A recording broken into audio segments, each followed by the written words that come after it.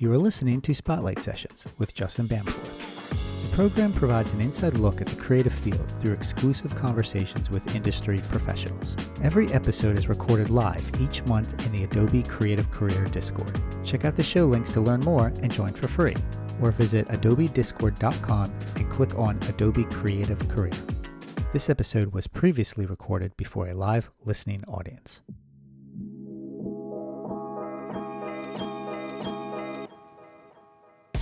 Sasha Vinogradova is an Emmy-nominated art director and digital artist with over a decade of experience in motion design, entertainment key art, and book cover art.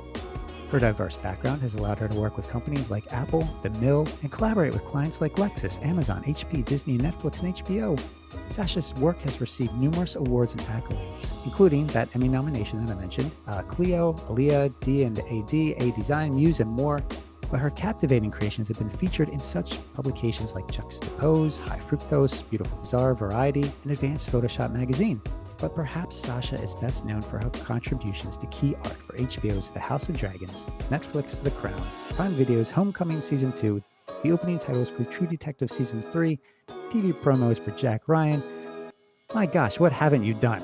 And on top of all of that, her work has also graced the covers of prominent fantasy books, but she explores this 3D art from nature, ornamental motifs. She experiments a lot. She's pushing the artistic boundaries. I could just go on and on and on, but tonight you join us for an exclusive one-on-one discussion. Sasha Vinogradova, my friend, welcome to Spotlight Sessions.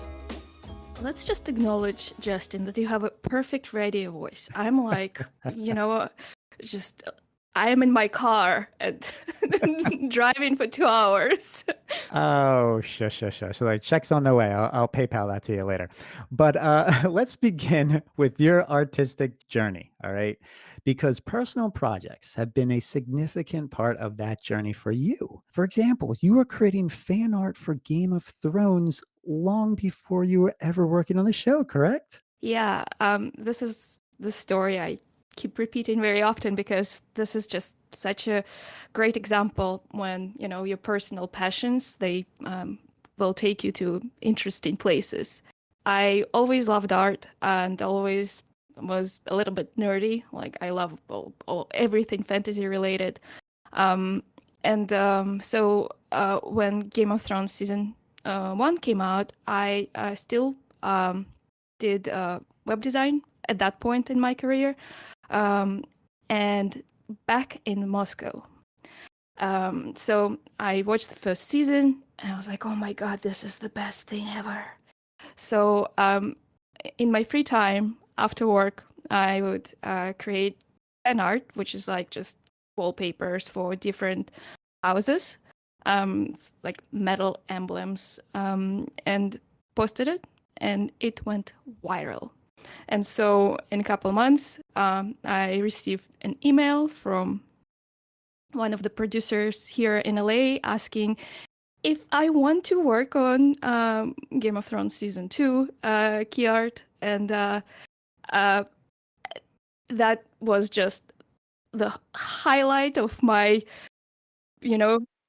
life at that point. And in a couple of years, not a couple of years, actually, after a year of working with them remotely, they invited me to come to US, and still here, and very, very grateful and thankful to be here.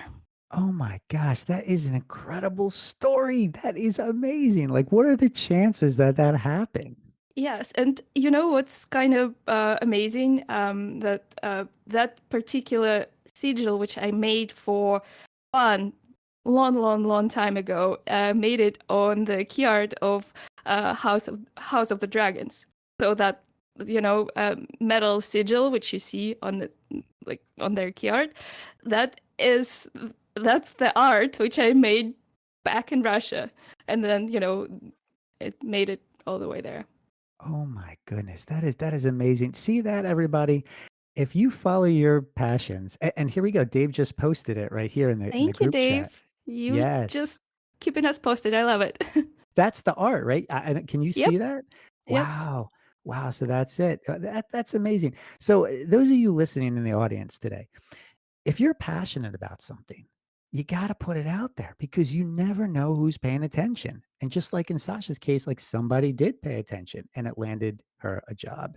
And oh man, that is an incredible story. I love that. And I feel like what's the most important part about doing something for fun, it shows the best sides of you. You are exploring something which is really authentically you. When you work for a client or you're doing a school assignment, it's something you know. There's still borders to it. There's still some outlines to it, and you kind of sometimes it's hard to express yourself in those parameters. But when you do something absolutely for fun, um, it takes you in those interesting places. So I strongly recommend it. All right, so shifting gears a little bit, you were also nominated for an Emmy Award for Outstanding Main Title Design for the TV show True Detective. I bet that was an unreal experience. So, and that was another story.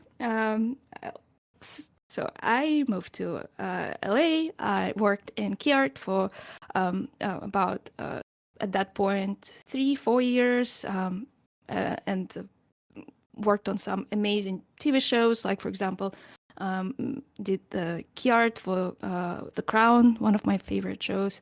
But at that point, I was like, okay, I love it, but I always wanted to explore motion design. And one of my favorite titles of all the time is True Detective Season 1. When I saw it, I was like, oh my God, who did it? I want to do the same thing. This is absolutely fantastic. It's lovely. I love static, but motion is this new fantastic thing, which I fell in love with. So it turned out that, a creative director who created original True Detective Season 1 titles is Patrick Clare. And I follow the guy. He's amazing. And in order to sort of like get closer to that motion design industry, I applied into different studios and got hired to a company called The Mill. The Mill is one of the biggest post-production companies, especially back when I worked there. They were getting like best production company of the year multiple times in a row. They had offices in LA, New York, Chicago, like all over the world. And that was my first introduction to motion design. And had great experience, learned a lot. But after working there for maybe 2 years, we have this project coming in. Like, Sasha, come, look, you're going to be on this project. You will love it. I'm like, what's that? What is that? And turns out that Patrick Clare came to The Mill as a creative director to work on True Detective Season 3. And so I was absolutely blown away and absolutely lucky to work with him on that project. And obviously with another amazing animators and art directors, and that project got nominated to the Emmy. And being designer, it's so funny. You spend so much time behind a computer. You're kind of missing out on all the fun, but then occasionally there are those events which just happens to you, and you're like, what is that? So we've been invited to go to the Emmys party and actual event itself and after party. And we didn't win, but because Game of Thrones back then at that particular year won everything. But it was a very special, interesting experience. It was absolutely mind-blowing.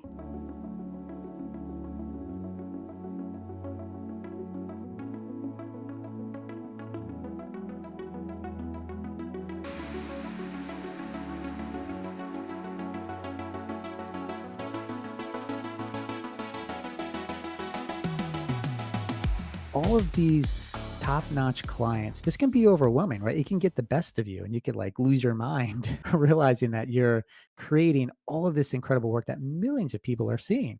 You always stay down to earth. From our conversations that we've had, you're a very authentic person. You're a very genuine person. And I think a lot of the audience will be able to relate to you and a lot of the tips that you have to share with us tonight. I just want to point out that I think it's the beauty of the industry. Like, just being in art, you often work as a part of the team. And I don't know, I think it's just one of those features of this particular industry. Lots of great people. And also, it's very humbling experience. You often realize, especially when it comes to motion, that often you can't do everything by yourself. You gotta be good team player and work with others. And so, you know, it's very humbling. Sometimes you work with people who are very, very, very good. And you're like, oh my God, I have so much to learn. It's tough sometimes. But also it's very inspiring. It's the best thing. Like later, if we will get into like advice and stuff, always trying to find a team where you are not the strongest person, where there's someone there who is better than you or have more experience than you, and that's probably the best professional advice. Well, look, shifting gears to your corporate career, you've worked for Apple. Now, that's a different challenge in its own. What was that like? Yeah, so after working at the mill for a couple of years, Apple reached out to me with this offer position as an art director for Apple TV Plus, and I took that job, and it was right in the beginning of the COVID. So it was very interesting. I showed up for the interview in the office. I met everyone, in person. And then 2 months, there was nothing, like quiet, like no one, like didn't hear a word. I'm like, okay, well, probably didn't work out. It's just like COVID, world is ending. Who cares about new jobs? And in 2 months, they were like, so you still interested? And I'm like, yeah. And it was very, very interesting experience because that was first time working remote in a new company with a new team. And also the work itself was a little different because that is, position of art director. It's interesting. Like the name is the same, but it's different. Like, for example, if you're art director and you're in the production company, like the Meal, or like Imaginary Forces or whatever, you do have creative freedom, but you are very hands-on. You making your own frames, you doing lots of work yourself. For example, transition to Apple, my job was actually directing, like art directing people. So I would receive a project, and it was my job to create a brief, which would be sent to our vendors, to receive work from them back, to give them revisions, to pick direction, and then to present it to my higher ups and to figure out like what's the best direction and how to sell it to show producers and to whoever is the next in chain of command. So that was very interesting and very different. And I just want to rewind a little bit. So you mentioned that you didn't hear from somebody for 2 months and then they offered you the job? Yeah, and I learned that it's actually absolutely normal. So guys, if you like, applying into a bigger company, it's absolutely normal that you might, wait for quite a bit. I think that's very encouraging advice because I hear that a lot. Sometimes these companies will ghost candidates. They won't hear back for a while, and then out of the blue, like you just said, they'll contact you. So right there, a big company like Apple waits 2 months to contact Sasha. That's incredible. Well, it's also maybe something to do with COVID. Like Yeah, seriously, true. I had my interview, and next day, all the offices shut down. On the subject of working remotely and just working with different time zones and working with people all over the globe, the company that you're working for now is called Parallel Studios, which is doing a lot of work in the Web3 world. But from what you told me, right, you work with people all over the globe. How do you deal with that? Well, yeah. So just to complete my work journey, I'll tell a couple words about my current job. So after working at Apple for 2 years, I got this opportunity to work at the company called Parallel, and it's a game company.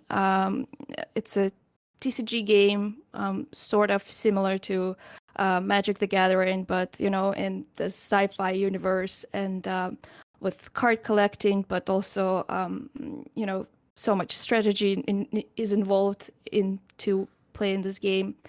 And I took this job because it has an amazing art team. Every artist who works there is just fantastic. There are only maybe 10, but they're all amazing.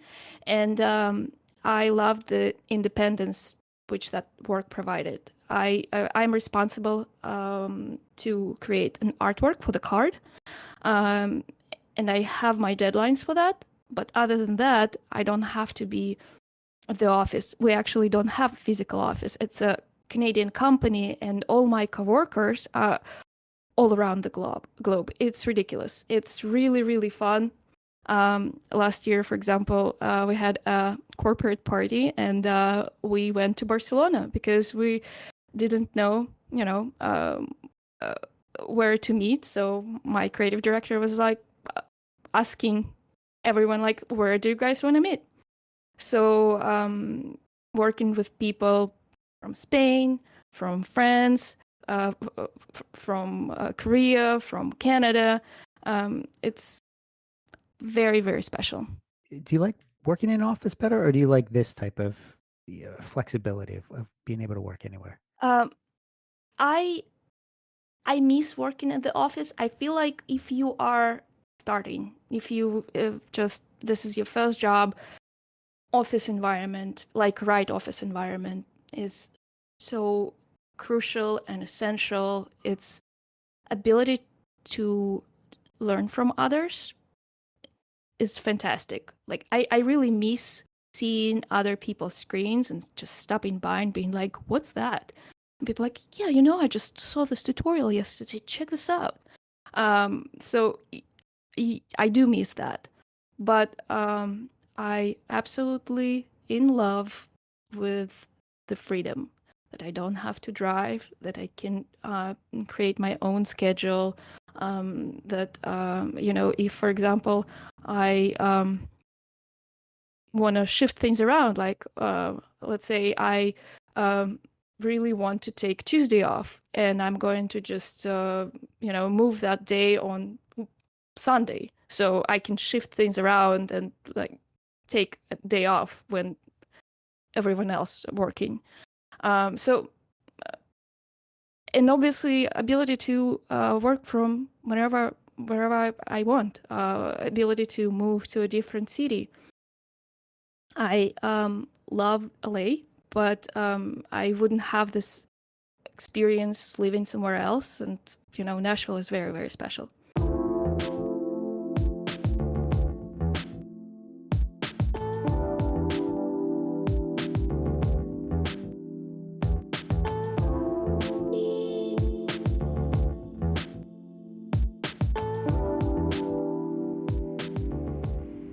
Even though remote culture is all the rage right now, like everybody wants to do it, it's not always for everybody, right? There has to be that balance, because I'm all for remote, but there's a challenge in working in that remote type setup. It can be a roller coaster. Yeah. What kind of tips do you offer for those who may be looking at a remote first job, or who are working remote first? Tips for staying productive and maintaining that well-being. Working remotely, first of all, was an adjustment because, yes, as you mentioned, you have all this freedom, but you also have no structure, and also you do not have, You do not have coworkers. You don't have a manager who would tell you like, "Hey, we need it like in 2 hours." Um, you don't have coffee breaks. I mean, you can have as many coffee breaks as you want, but you do not have a coworker to grab and be like, "Hey, let's go grab some coffee." And it gets like I got at some point. I would go to bed at like 3, 4 a.m., wake up at 3, 4 at night, and would wake up, 11 a.m. or something. And things got very depressive. When you do not have that structure, you kind of have to force it. You do not realize how much it's forced on you when you work from office. And you hate it, but it's also good for you. And working remotely, I had to recreate that schedule. I'm paying very close attention to when I go to bed. For example, very lucky that I didn't have to set up my alarm clock for months at this point. But you go to bed early, you wake up early. I noticed that it's crucial to go outside. Like sounds so, you know, yes, common sense, but in the morning, not at night, like just, I have a beautiful dog and just like, rather than walking him at night, walking him in the morning, that's like immediately you come back and you're like, okay, I'm feeling good. Um, Working out is so important. And one of the things, like if you guys work from home, good chair is so important. Ergonomic chair. I didn't realize how all those places where you go, like, schools, offices, they all actually have pretty good ergonomic chairs. And you can't just substitute it with just random chair from home. So, Yeah, I learned that the hard way. I developed some back problems with a cheapy chair. yep, me too. Yeah, it's a nightmare. Yeah, definitely. What's your chair? I'm sitting in it right now, and I always forget the name of it, but I spent, I think, like $500 on this chair. It's actually the same chair my previous employer I had. I bet it's Herman Miller. No, no, it's not Herman Miller, but it's like it's close, but I was right there with you. I took it for granted, right? And then once the pandemic happened and I had to work from home, I was like, man, why's my back hurt? And then I realized, oh, it's because they have fancy pants chairs. So Yeah, and I didn't realize that all those offices had very nice, expensive chairs, but because yes, I saw them all the time, like I really didn't like design of them because this is all I knew. And then I'm like, oh my God, they spent so much money. they did. Yeah, they did. But look, buy the chair for those listening. Buy the chair that you can afford, but don't skimp out on it. Yeah. Um, your back will thank you, and your mental well being will thank you in the end. But speaking of mental well being, and because you kind of touched on it a little bit, the importance of non artistic creative activities, right? Ah, yes, yes, yes. What do you do? I realized that it's very important to do something outside of work which inspires you. And it sounds very cliche, but it's really freaking important if you don't want to go crazy. um, it's important to tune in into what are you feeling like at the moment. Like, hey, I just really want to cook something. Like, try not to put it away and be like, okay, I gotta work, so I'm not going to do that. No, like really like, okay, I want to cook. Okay, so what do I want to cook? I want to go and to the grocery store, pick it up, and then you experience so much, I don't know, inspiration, but also being grounded, being at the moment. It is important, very important for the balance. Um, I realized when you work so much. I spend 8 hours, at least 8 hours, in front of the computer every day, and because I work from home, so much of it also, with podcasts or tutorials, and this is constant bombardment of information, and so it's very important to step away from it and find just like regular life stuff, which can take you away from this barrage of information.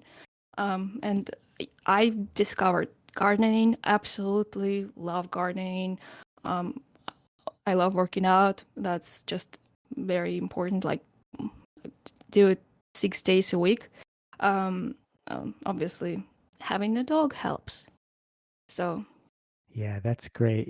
Pets are great. But you draw inspiration from that as well. yeah.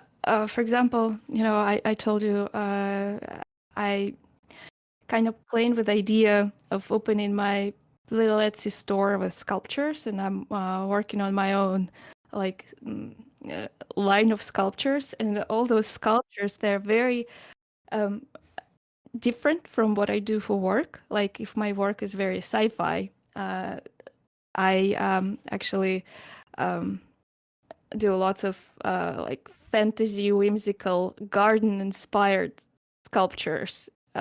Just because that's coming from gardening, and like the themes with just little garden animals and flowers. So that's coming from there.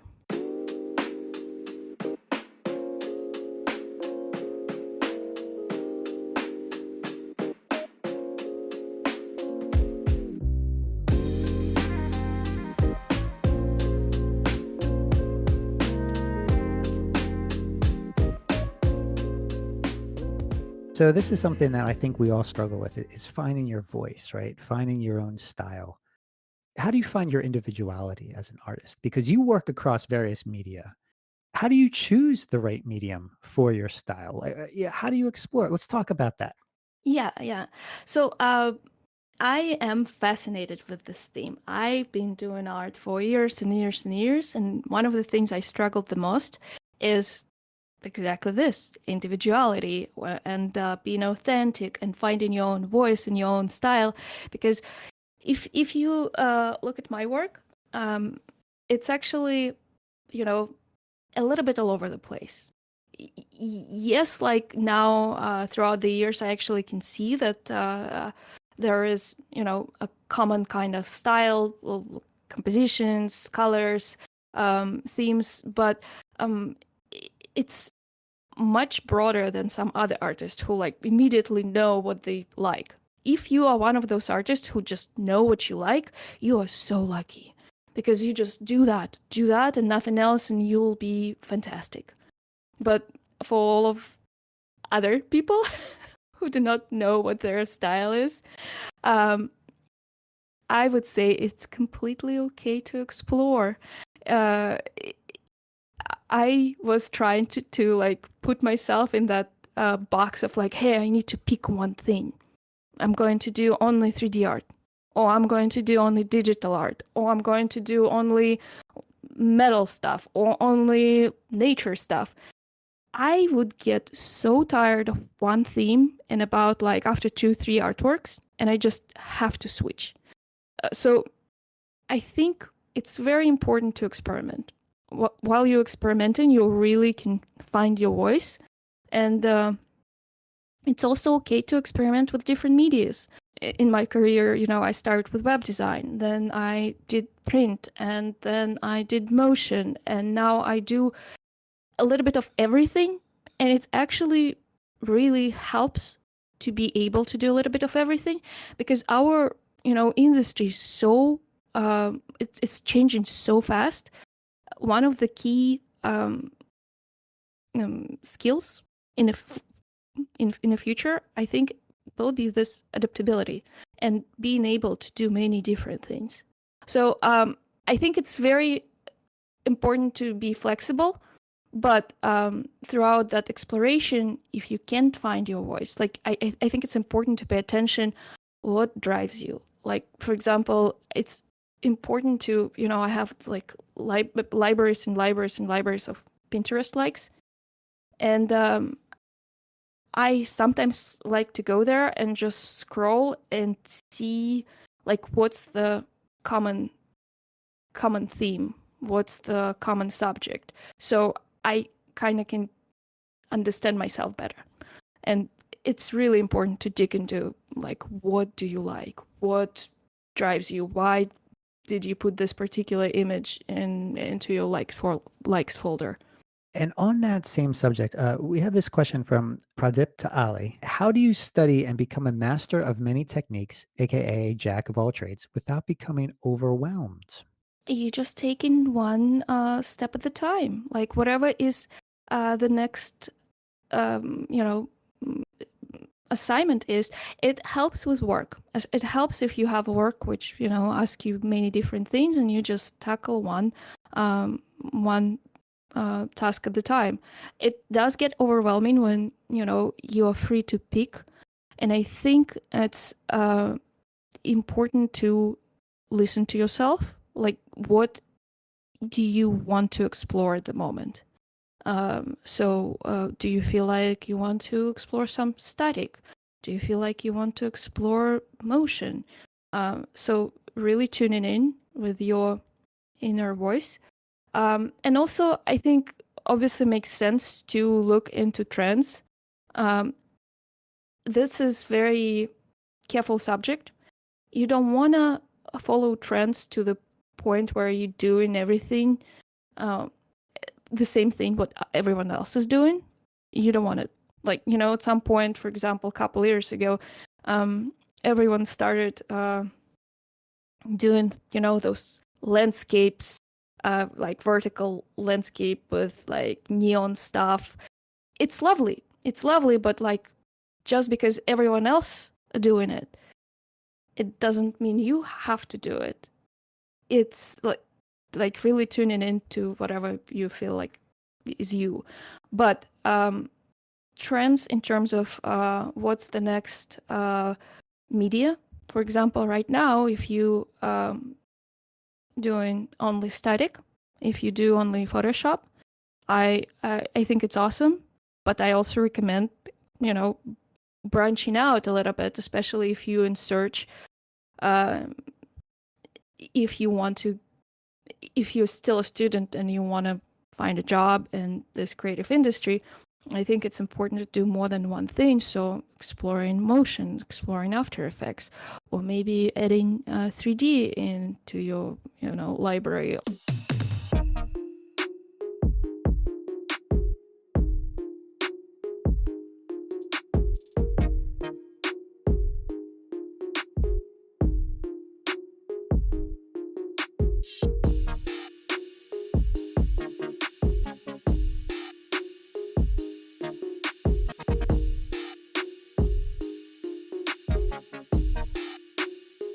You do a lot of work with Parallel Studios involved with NFTs, right? And a lot of the Web3 stuff. I know when NFTs first started to gain traction, what was that, about a year ago, maybe 2 years ago? There was a lot of negativity associated with it. But NFTs are so much more, right? Could you kind of explain to those who may not be as familiar with it what it is and how it represents an opportunity for artists? Well, I feel like NFTs, when it just, you know, they came out in the beginning, uh, it got oversaturated very fast, and I don't think we ever will come back to that individual artist NFT situation. I think it will work if you are very, very, very established artist, that those your NFT which you produce will have value. Or, for example, I do like what Parallel is doing, and they are using NFT technology for, you know, collecting the card. It's not that, you know, each card costs some crazy amount of money. It's like with Magic the Gathering, you have a physical card which you collect. And this, you know, explores the same subject, but in NFT version. So it serves the purpose that it's not, yes, you collect the artwork, which is, you know, very cool, but also you have that collectible card which you use in your deck, and you know, you build your strategy around that. So I really think that NFTs they have room. They just have to be applied smartly. Like there has to be a concept. It will never be the same as it was. Like, hey, everyone's just, putting NFTs out there. Yeah, because it was a little kind of like Wild West earlier. And I think maybe that led to a lot of negativity associated with it, but so much more. Yeah, and it's kind of, I think market just needed to stabilize a little bit, and it always goes, kind of, it just needed to balance itself out a little bit. So Here's another topic because I think it's important to talk about the future, especially in your profession. With the world increasingly influenced by AI, how do you specifically see AI changing the art landscape? yeah, favorite subject of all of us artists, AI, and when it came out, I like everyone else, we had I had like sort of a moment when I needed to step back and look at what I do, because you really need to reevaluate what art is, because before, um, art was also a craft. Like you need to spend time to render the image, to like paint every hair, or like to paint those perfect dream lights. Now it's can be done with just one click. So you really, like, I really had to reevaluate, um, I to put different value onto different areas of the art. For example, that your voice and your authenticity will be much more important than, unfortunately, some of the technical parameters. So it's like, I think every artist really should take a look at themselves and think from individual perspective, what do I want to say? What do I want to tell people with my art? Rather than like, hey, I just want to paint this image just because I want to practice highlights, which is still important because, how else will you learn? But message and concept is much more important than ever before. And also, I think AI is kind of changing trajectory of art. You already see this oversaturation of the creative market with just shiny, like perfect images. So bring in a little bit of your unique technique or unique look or unique stylization will be very important. Yeah, no, I think that's wise advice because I think we tend to struggle with trying to find ways that AI can become our friend and not our enemy, right? Yeah, I think AI, obviously, it's not, I think, I know, AI is here to stay. And it's very important to, take a good look at it and use it for, like, however it can help you, like, explore many different options, or, especially with Adobe, like, using all this, like, hey, I need to extend this background. This is amazing. But yeah, using the tools, but also not letting it to, uh, um, direct you. You have to direct it.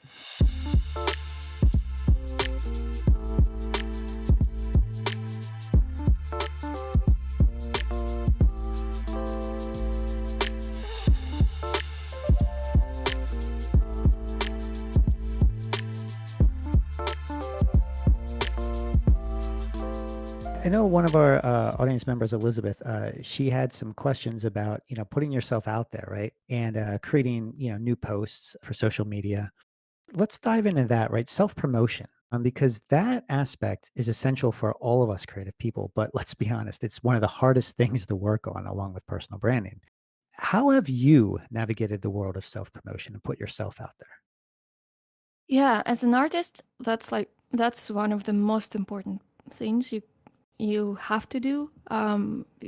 You create artwork, so you have a portfolio, and it's important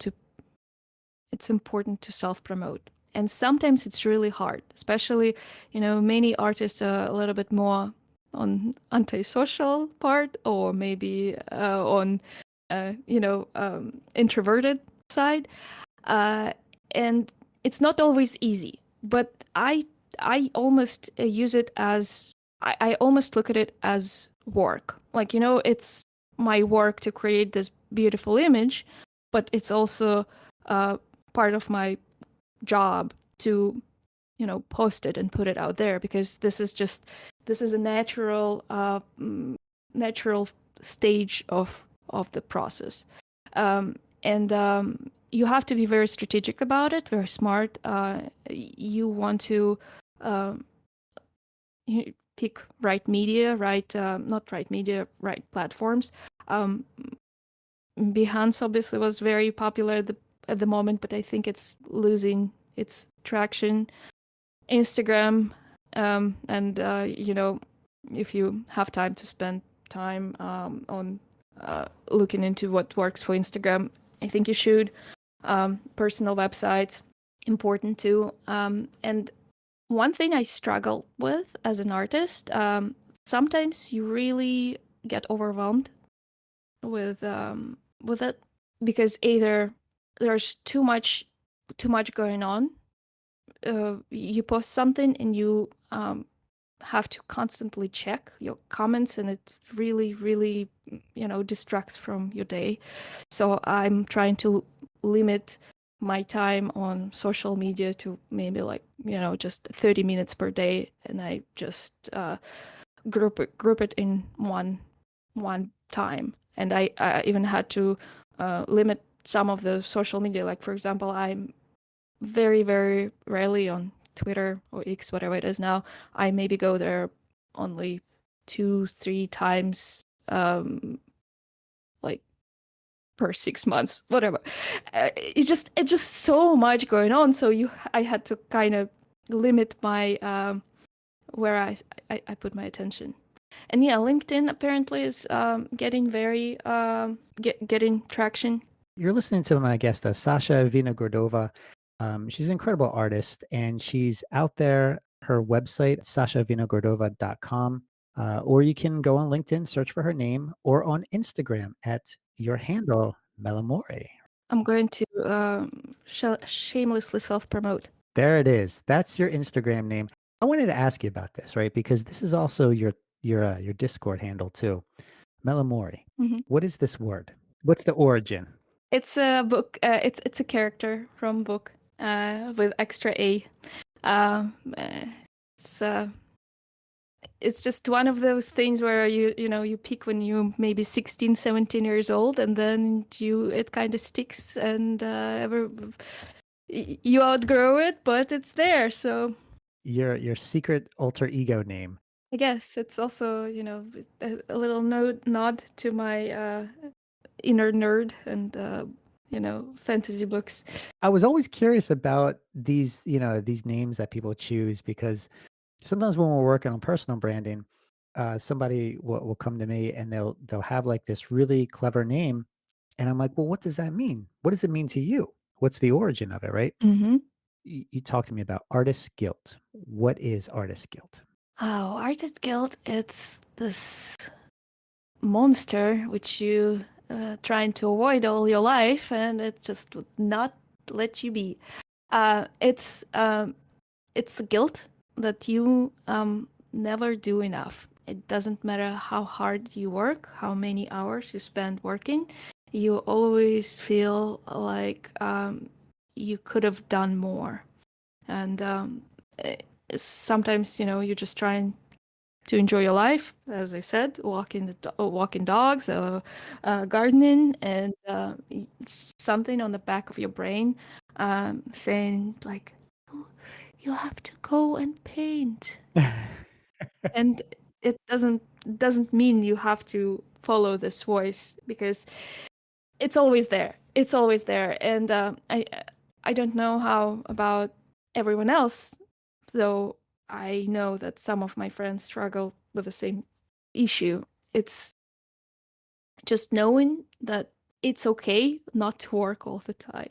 It's okay to concentrate on other areas of your life. That art is very important. It's always will be there. It will, like, even I have moments in my life when I really don't want to do any art. Like, seriously, I always will do my work. Like, I always will be good at my work, but outside of work, I think it's because of my relationship with my personal projects, because personal projects took me this far and I love them to death, but they also kind of sitting on the back of my mind and being like, but you promised us you're going to do this, and why are you just, watering?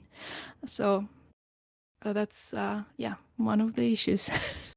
And I know a lot of you listening to this program right now in the audience, you could certainly relate to that because it's one of the things that we struggle with creatively. We as creative individuals, we make it look so easy, right? Like we have no problems, like we're doing the best job in the world, but we are our own worst enemies. Oh yeah. And it's these little voices like you described, they just eat away at us. Like how do you silence those inner voices though? Besides doing other activities, but like how do you really quiet that negative inner voice from making you feel guilty? Good question. If anyone knows the answer, please let me know. Like, I really want to know. It's a mystery. It's certainly a mystery. What's your take on it? How do you deal with it? It is a huge mystery, and if any of you have tips, I think that's a good way to ask it, right? We'll put it out there to the audience. If you have tips on how you deal with this inner voice, how do you silence this artist guilt, please drop it in the chat, message us offline. And if we don't get a chance to get to your question too, feel free to DM Sasha. She is on Discord, but Discord isn't her preferred platform. She's on Instagram a lot more. Her website, though, you have a contact form on there, right? Yeah. So you can get in touch with her right there. She is accessible. She will answer your questions. She may be In busy. Instagram, your best bet though. Yeah. So Instagram, follow her. She just dropped the link in the chat, but send her a message. She will respond. She's busy, but she's part of the Adobe mentorship team here. She is an official Adobe mentor. Now, if you are new to the Adobe Creative Career Discord, I just want to take some time to share one of the coolest things we have going on here, and that would be the mentorship program. On the server, there are a bunch of incredible mentors specializing in all different creative fields, from graphic design to motion design to video, illustration, photography, creative writing, and so much more. And they are just waiting for you to connect with them. So here's how to access that list. Hop on over to the Adobe Creative Career Discord and look for the mentorship category. Under that section, there's a channel called Find a Mentor. Within that space, there are bios for everyone and what they specialize in. And if you can't access that mentorship category, well, hop on over to server info, click on choose a role, and select mentorship under the opt-in categories listed right there.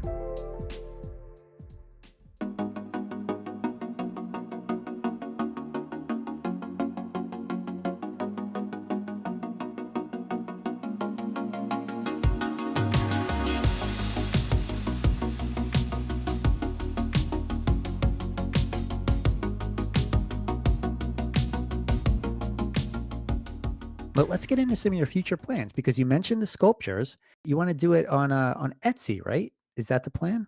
Yeah, it's just something I was playing with for quite a bit, and something I might do in maybe a couple months. This is one of those personal projects, which I'm constantly thinking about, and hopefully we'll get to it this year. So we'll see. Well, yeah, keep us posted because I know that there's a lot of people in the audience and a lot of fans out there who are ready to buy some of those sculptures.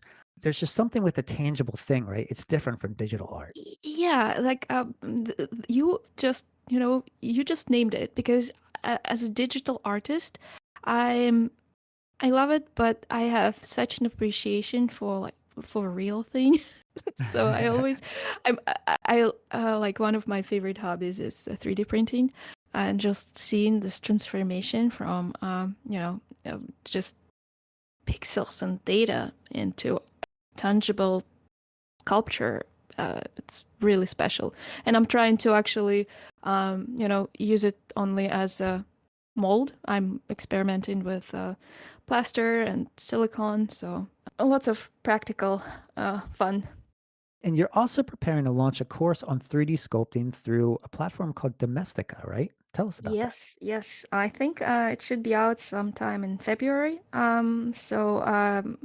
If you see my work, I have those like ornamental insect series, and I'm pretty much going to go through like process of how to create similar things. Now, you also mentioned offline that you're getting ready to launch a new expansion at Parallels, right? What's Oh that yeah. about?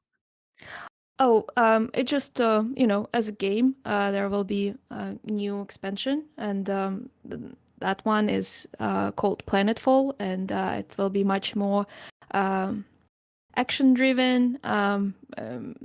Will be new characters, new stories, and one of the best things about my job is actually collaborating with writers. I call it collaboration.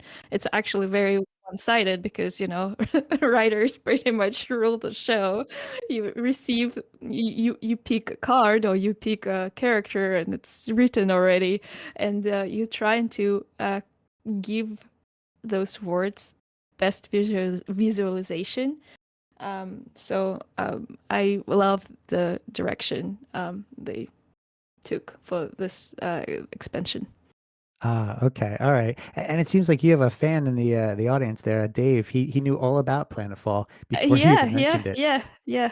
That's great. And you'll be sharing the artwork though you've created for this on your Instagram? Yes. I'm trying to. I was kind of starting to do that, and today I realized I think I'm getting a little sick, so I'm happy that I can't spread any of my germs. So Oh shoot. sorry. Oh shoot. I should Yeah. have wore a mask here behind the microphone. I knew it. This is a bad idea. We're artists, but we're also human and we're Yeah. vulnerable to all these illnesses. Yeah. When you get to the point where you're like, okay, it's time to post, and then you're like, but I just want to lay down. And sometimes, I was just having a conversation about this with someone in the audience. That sometimes, these things happen to us where they kind of just it kind of reminds us to just slow down, right? To appreciate Yeah. things we've taken for granted. Freelancing, because we didn't get a chance to get into this, but you've had some experience in it. What are some of the challenges you run into while freelancing, and how do you overcome them? Well, in my case, I actually freelanced mm, throughout my career. Like, I have a full-time job, and outside of that, I would pick up some projects. And it used to be the case that I needed money, but now it's the case of like I just really want to do this particular project and trying to find time. So I am very picky about my freelances. Um, it's like it's either I'm going to do this amazing book cover. No, I mean I hope it will be amazing, but book cover for this amazing book, or I can spend more time on just regular life stuff. So it's a little tricky to find time, and sometimes just like not to bite more than you can chew, and if you did, how to time manage it. We make time for the things that we love, and we love that you made time for us tonight, Sasha. Thank you for having me. It was awesome. Be sure to connect with Sasha Vinogradova on Discord, LinkedIn, Instagram. Perhaps the easiest is over at her website, sashavinogradova.com. Yeah, shoot me an email or find me on Instagram. And if you enjoyed this program, catch all the latest updates for the next Spotlight sessions and all the great content here in the Adobe Creative Career Discord by following the upcoming events at the top of the server so you can see what's coming next. Thank you to everyone who tuned in to listen to me, your host, Justin Bamforth. You can always find me on Discord, LinkedIn, or on my website, justinbamforth.com. But don't forget, Sasha is amazing. She's got a lot of great insight and information, and she's one of the pioneers in this space, digital art and beyond. Thank you, my friend. Thank you, Justin. Take care, everybody. See ya. Bye. For more conversations with creative professionals, subscribe to the Spotlight Sessions podcast or check out the Adobe Creative Career Discord. Links are posted in the show notes, or visit adobediscord.com and click on Adobe Creative Career.